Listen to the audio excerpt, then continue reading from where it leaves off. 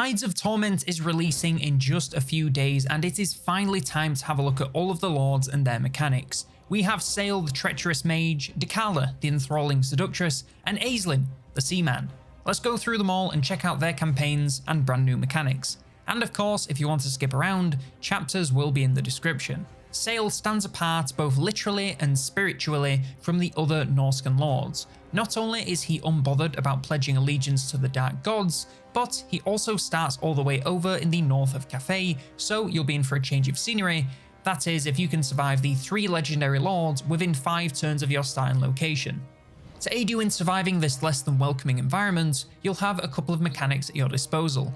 First up, the Dark Ritual. Where other Norscans have their allegiance to the 4 dark gods, Sayl is a little bit more particular. As a firm student of Chaos Undivided, he can only raise Chaos Altars to fill up his Dark Ritual bar at the top of the screen. These altars work just like the new ones in the Norsca rework, but just in case you haven't seen that video, they're essentially mini settlements with very limited buildings. They can be captured, so be sure to eliminate any nearby threats, otherwise you can end up losing all of your hard work in no time since they have essentially no defenses. Each time he crosses a threshold of altars built, he'll need to complete a quest battle to unlock the full power of that stage. These are challenging battles against forces of order, where you'll need to beat an initial force to draw out their spellcasters to eliminate them.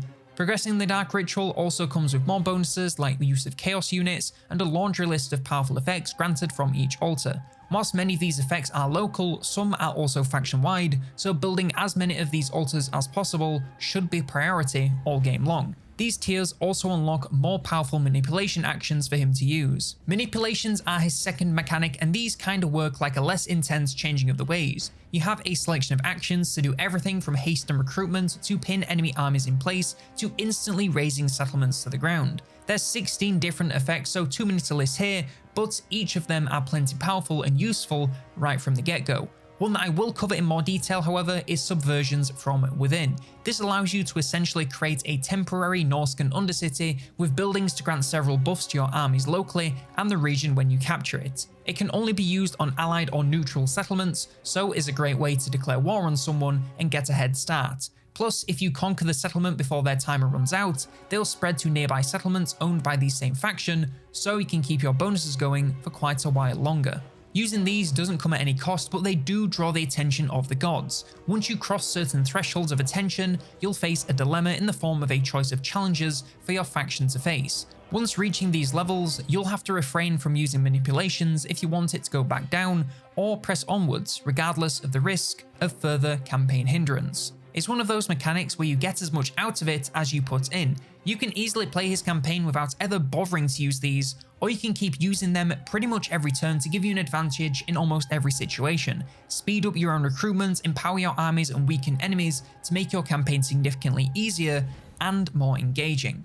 Lastly, Sayl also has a slightly different selection of marauding actions. These are also new in the Norscan rework and can be accessed from the province information menu on the bottom left. Once you own a single settlement in a province, you can use any of these actions, and Sayl's unique choices are Subterfuge and Profanity.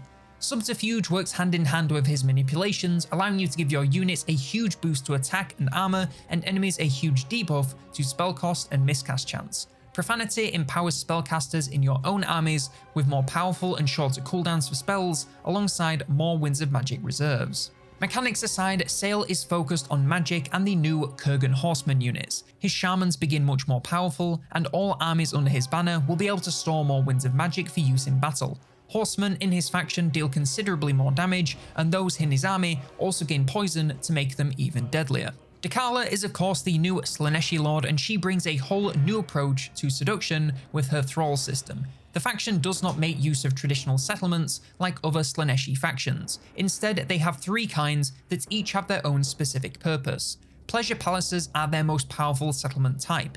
This is where they can build all of their recruitment buildings, alongside buffing that and all regions in a large number of ways. You can only have one low tier palace at a time and must upgrade each one to tier 3 before you can build another. To build these palaces, you'll also first require a large amount of thralls, and that's where their second type comes in. Thrall camps are essentially settlements where you can harvest thralls, a new currency added with the faction. Each new settlement you capture has a local thrall population, which will be slowly siphoned into the global thrall pool. You can only build buildings to hasten this process, trade thralls for gold, or generate growth, so they are essentially useless from a military perspective. Tormentors' holds are their fairly standard smaller settlements. They still have very limited building options with only a handful of recruitment buildings along with a little infrastructure. Once a thrall camp runs out of thralls, you can convert them into one of these or abandon the settlement if you no longer have use for it.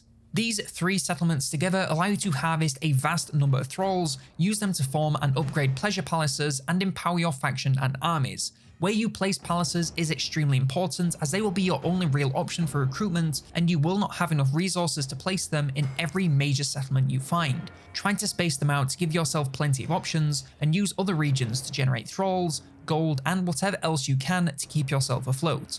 Something else about palaces is that most buildings inside of them generate decadence. This is yet another new currency that can be spent in their Tormentor's tribute menu.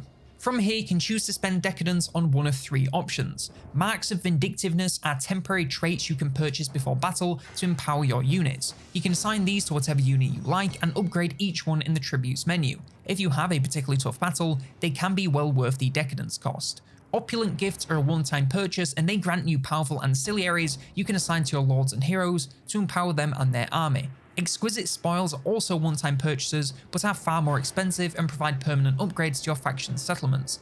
Everything here is plenty powerful, whether you want to give your army an edge or boost your economy. Lastly, she also has a couple of smaller mechanics. Boons of Slaanesh allows her to spend a small amount of thralls to gain temporary buffs for her armies. These aren't anything too strong, but offer nice options for specific situations. Her approach to army seduction is also a little different than everyone else. Rather than seducing units over to fight for her army, she instead corrupts units, which causes them to suffer from massive stat debuffs for the duration of the battle. This costs a vastly reduced amount of gold than straight up seduction, but gives her a unique playstyle where instead of stealing the best units, you just make them worthless. And aside from her mechanics, she's the lord most focused on non-demonic units. She brings several buffs for them on both a faction and army level, making her refreshing when compared to the demonic focus of the other 2. Her faction also gains a nice boost to XP gain, which she immediately steals, allowing her to gain levels at a rapid pace, no matter if she's keeping busy or not. And lastly, our new High Elf Lord is Aislinn, leading the High Elf Sea Patrol, and he brings a whole new naval-focused playstyle to the High Elves. Like the sea, not belly buttons. Aislinn is yet another lord who doesn't take settlements in a traditional sense. I'm starting to see a theme for this DLC. He can attack settlements just fine, but upon victory, he has 2 options. First, and most commonly, he can choose an elven faction to gift the settlement to in the form of an outpost. This will give control of a normal settlement to that faction, but he'll still be able to access minor outpost buildings for some added defense and income. These buildings often cost and create elven trade, which is his first new resource in the DLC. It's mainly created in settlements and can be spent on buildings in outposts, so it's fairly easy to stay on top of, especially once you get the ball rolling.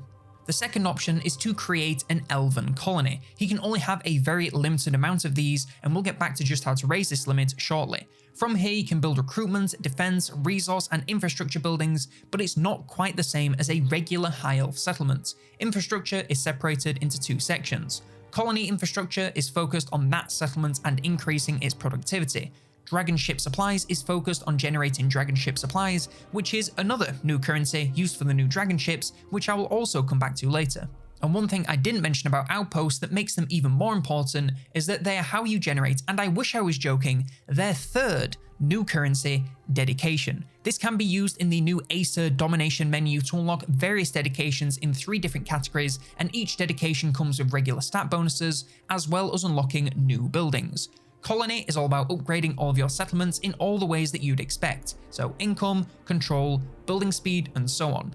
Outpost is of course all about your outposts and improving their stats, and Dragon Ship is all about upgrading their new dragon ships along with other armies. Every time you reach 2, 4, and 6 dedications in any one of these groups, you also gain increasing rewards in the form of income and extra supply for elven colonies and dragon ships. It's also worth noting that each dedication increases the cost of all others in that group to help pace them a little bit better into the late game. Once you're on a roll, it should be perfectly fine, but just make sure you're getting the ones you really want first, so you're not waiting for a bunch of dedication to get it later. Along the bottom of this screen, you can also see other high elf factions and how many outposts they've been given. You can consult these leaders in exchange for various rewards, and if you give them more outposts, these rewards will only increase, so it can be worth committing to one faction at a time to really maximize your options. And yeah, we should probably also talk about the new dragon ships. These are essentially the high elf version of Black Arcs, but they are significantly more complex to get building. Just like Black Arcs, they require growth to build most starting buildings,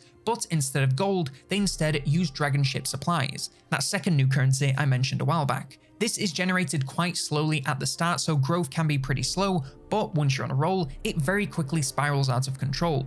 You can access recruitment for the entire roster, alongside provide yours and other nearby armies with a whole range of buffs and bonuses. I would say max each one out before building another, as you really don't have the resources to be building up to at a time until much later on. Plus, you are better off getting access to the full roster, building up an army and setting it off, rather than being stuck with early game units all game long. And lastly, unlike Black Arcs, these armies can also go on land, so they're extremely strong and versatile army types. Dark Elf rework when? And the final little mechanic that the faction has access to is the missed landing movement stance. This is a stance that allows armies on the sea to essentially underways onto land, regardless of coastal limitations. It is a little bit niche, but can allow you to attack from the sea a lot easier, so is a welcome addition to a faction that's pretty much always sailing. Mechanics aside, they're also proficient at traversing all kinds of water with no attrition, penalties or other delays, alongside making quicker use of their new oceanic units. Aislinn's army can attack coastal settlements, pays even less for those new units, and is stronger and faster when at sea. The faction is fairly straightforward, but offers something truly unique to the High Elves. You're still a force for good, but you can instead focus your efforts on the various elven coastlines of the world, rather than just the donut. It's a campaign that will take you all over the map, so just be ready for a bunch of travelling through those sea lanes. But what I want to know is, who is your favourite lord in the DLC? Are you looking forward to worshipping the forces of chaos, or would you rather bend the minds of the weak to your will? Let me know in the comments below, like, subscribe, and if you want more Tides of Torment content, then check out this video all about the free DLC faction and reworks coming alongside the DLC.